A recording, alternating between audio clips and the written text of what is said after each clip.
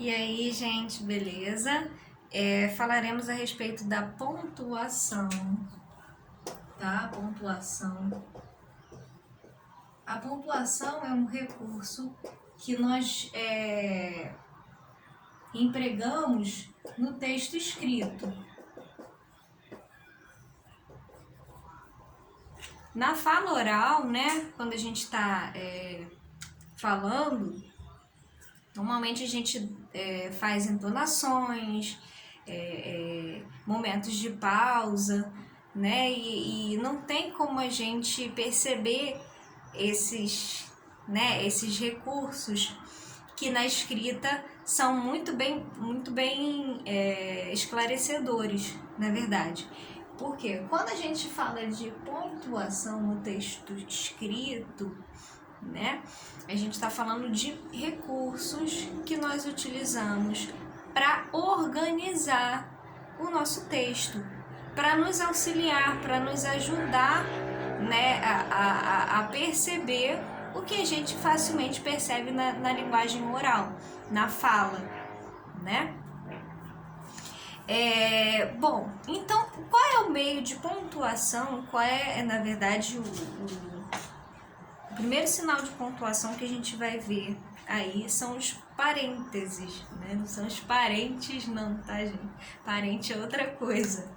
Na página 49, ver se dá para vocês perceberem, tem texto com uma expressão um pouco diferente. Então, à primeira vista, se a gente for ler, né, a gente vai, nossa, a gente vai falar assim, choukbal, né? É o esporte que promove a paz. Tem um texto aí falando sobre, tem um termo aí estranho, né? Uma expressão estranha falando de que é um esporte que promove a paz. Olha que interessante que ele já começa com um sinal de pontuação aí, que é o travessão.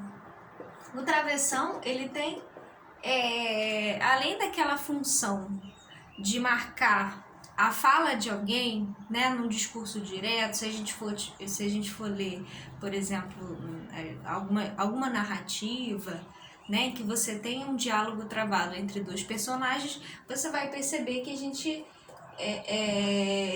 que são utilizados normalmente os travessões para marcar a fala dos personagens, a fala direta, o discurso direto dos personagens. Mas também ela pode ser usada como ainda no lugar das vírgulas e ainda no lugar dos parênteses, para poder indicar a explicação de algo. Então, é o que a gente chama de aposto, né? Aposto explicativo. Então, às vezes a gente pode utilizar o travessão também. Então, se eu estiver falando assim, ó, um aposto explicativo, Neymar, vírgula, jogador da seleção, eu sempre dou essa mesma... Eu sempre dou essa... Neymar, sempre dou esse mesmo exemplo. Jogador da seleção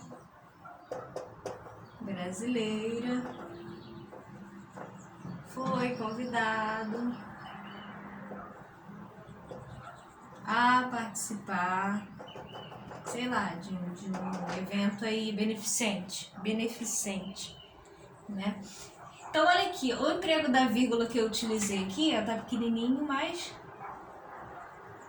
às vezes eu posso, ao invés da vírgula, né, utilizar o travessão para poder fazer essa pausa, né, para explicação de algo. É o que aconteceu aqui com esse chokeball, olha só. Chokeball, o que é chokeball? Na página 49. O que é chokeball? Chokeball é o esporte que promove a paz. Então, gente, o que é isso? Ainda que você não saiba o que é, o que seja, né? Você sabe que refere-se a um esporte, tá? Um esporte que promove a paz. Então, mesmo que você não tenha conhecido esse esporte, você já sabe o que é. né?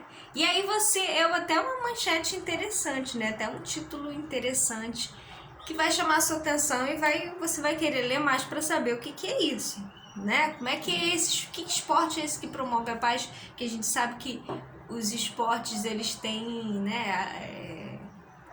Normalmente quer dizer, né? No sentido assim de eu, por exemplo, eu acho futebol muito agressivo. Mas promove a paz porque une, né, os países, né, se vê a função maior, né, da Copa, né, essa união dos países, né, todo mundo um só, né, inclusive aí quando o Brasil joga numa Copa, né, todo mundo dos times diferentes aí, todo mundo se une e torce por um mesmo, propagar, né, a união. Eu acho que é uma das funções dos esportes, né? Não só do futebol, mas como qualquer outro. Mas assim, no sentido de que promove a paz, porque eu acho que... Vamos ver o que vai acontecer. Você já ouviu falar em chokeball? Aí ele fala assim, pronuncia-se, entre parênteses, ele fala assim, ó, pronuncia-se.